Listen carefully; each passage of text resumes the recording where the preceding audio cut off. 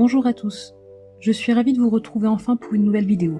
Je vous partage aujourd'hui la préparation du mois de mai dans mon bullet journal, et cette vidéo sort tardivement car ayant reçu de la famille au début du mois, je n'ai pas eu le temps d'enregistrer la voix off, ni de finir le montage de cette vidéo avant aujourd'hui.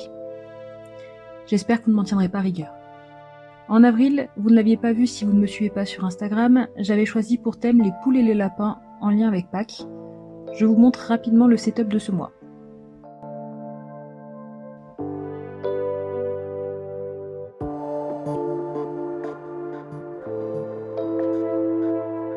En mai, ayant des stickers que je souhaitais utiliser, et pour respecter mon défi de ne représenter que des animaux dans mon Bujo 2022, j'ai choisi d'illustrer des chats. Un certain défi niveau dessin pour moi. Vous le verrez, tout n'est pas parfait, il y aurait bon nombre de choses à améliorer sur ces dessins, mais je m'en contente pour le moment. Je commence par vous montrer toute la partie illustration et je réaliserai la mise en couleur en fin de vidéo. Pour la couverture, j'ai voulu aussi marquer l'arrivée des très beaux jours et symboliser le printemps, en plaçant une tête de chat au milieu de fleurs disposées en arc de cercle, ainsi qu'un papillon qui se pose sur sa truffe. Je me suis inspirée de certains tatouages et illustrations que j'avais trouvés sur Pinterest, et comme chaque mois, vous trouverez le lien du tableau de mes inspirations en barre d'informations. J'utilise pour les dessins mes stylos de chez Micron qui commencent à avoir bien servi et mériteraient pour certains un petit renouvellement. Je fais le plus gros des dessins avec la mine 01 et j'ajoute des détails comme les nervures dans les fleurs par exemple avec la mine 005.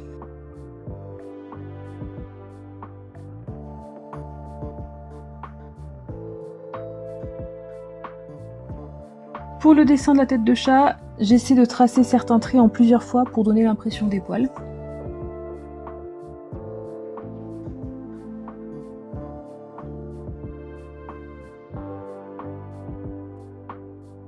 Et je termine mon illustration en complétant la couronne de fleurs avec des pointillés pour encercler mon illustration et le titre, que je viens ajouter ensuite en fausse calligraphie avec mon Fudenosuke de chez Tombow. Et avec celui-ci, je n'hésite pas à repasser certains traits lorsque je ne les trouve pas assez nets, épais ou précis. Et voilà le résultat. On peut passer à la double page suivante, à savoir mon calendrier mensuel que j'ai un peu modifié ce mois-ci. En effet, le mois de mai s'étale sur 6 semaines et j'avais peur que les cases soient trop petites si j'essayais de faire tenir tout le mois sur une seule page. Du coup, j'ai choisi de le faire tenir sur la double page avec les cases du lundi au vendredi sur la page de gauche et celles du week-end sur la page de droite. J'ai ainsi moins de place pour mes to-do list et mes trackers. J'ai donc choisi de faire les cartes de la to-do list à droite de la double page. Et pour les trackers, je vais associer à chaque habitude que je souhaite suivre une couleur. Et je viendrai placer cette couleur dans le calendrier lorsque je réaliserai une des tâches que je veux suivre.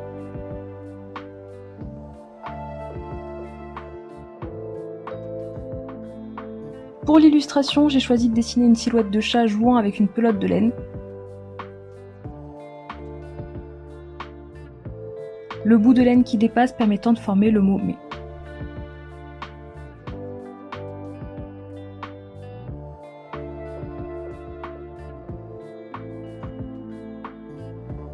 La page suivante correspond à mon calendrier éditorial qui ne change pas de forme depuis plusieurs mois. Il me permettra d'organiser les contenus que je veux produire pour mes différents réseaux.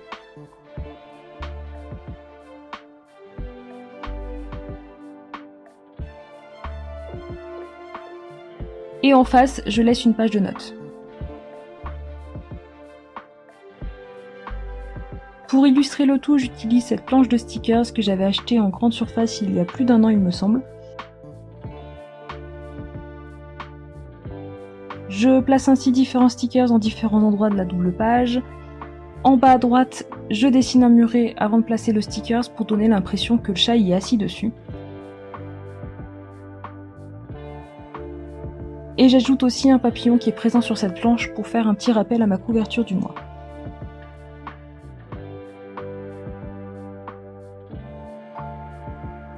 On peut déjà passer à ma page de budget. Je l'ai imprimé sur du papier autocollant, mais celui-ci n'est pas de bonne qualité et l'encre a eu du mal à sécher dessus. Donc mon tableau a bavé lorsque j'ai collé la feuille, ce qui donne un rendu très moyen. Et j'ai essayé de rattraper le coup avec un correcteur, mais sans grande réussite. Pour illustrer le tout, j'ajoute à nouveau quelques stickers de la planche présentée précédemment.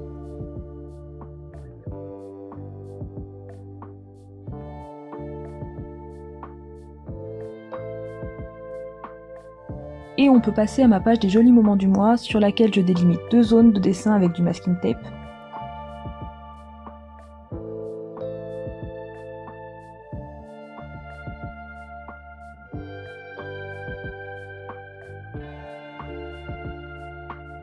Sur l'illustration de la page de gauche, j'essaie de représenter un chat essayant d'attraper un papillon.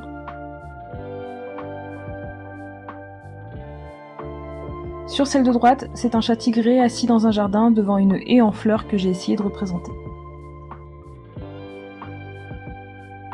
Je laisse le masking tape en place pour la mise en couleur que je ferai en fin de vidéo et je peux déjà passer à mes weekly. Là encore, je fonctionne de la même façon depuis plusieurs mois en créant un système de Dutch Door pour avoir une illustration commune à toutes mes pages hebdomadaires. Pour cela, je laisse la page de gauche du premier weekly et celle de droite du dernier weekly intactes. Et sur toutes les pages intermédiaires, je retire une bande de papier de quelques centimètres sur le haut de la feuille.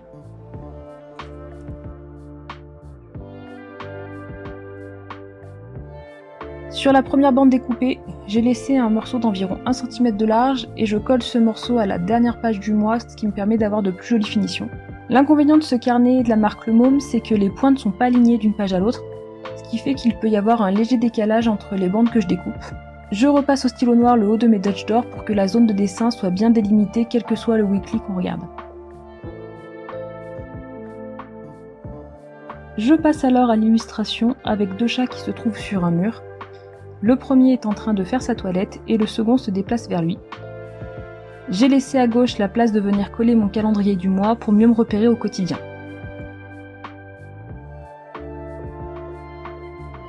Et je n'ai plus qu'à tracer mes grilles de weekly qui elles non plus n'ont pas changé depuis quelques mois.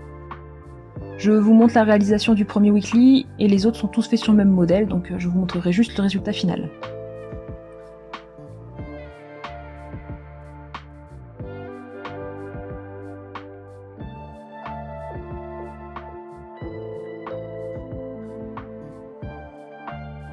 Voici déjà ce que donne mon bugeot en noir et blanc.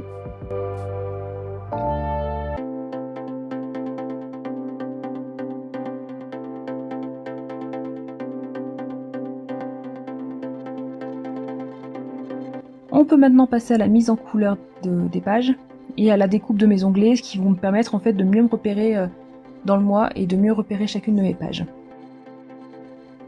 Pour la couleur, j'ai choisi de rester autour de teintes roses, violettes et vertes pour la végétation. Quant aux chats, à une exception près, ils seront tous dans des teintes de gris. Je vous laisse en musique pour observer cette mise en couleur.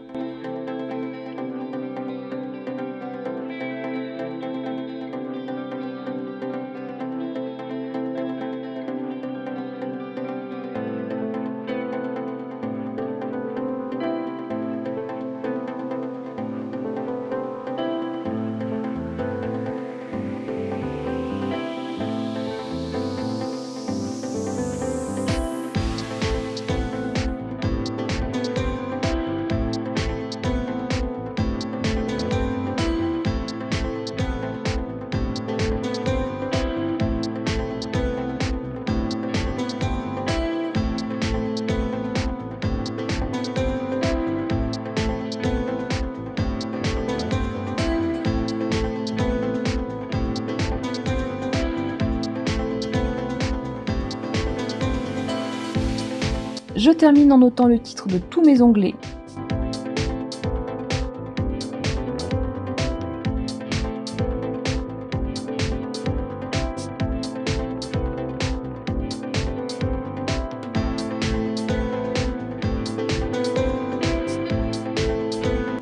Et voilà ce que donne mon bullet journal pour le mois de mai. N'hésitez pas à me dire en commentaire ce que vous en pensez. Merci d'avoir regardé cette vidéo jusqu'au bout, j'espère qu'elle vous a plu. Si c'est le cas, n'hésitez pas à vous abonner et à l'aimer. À bientôt.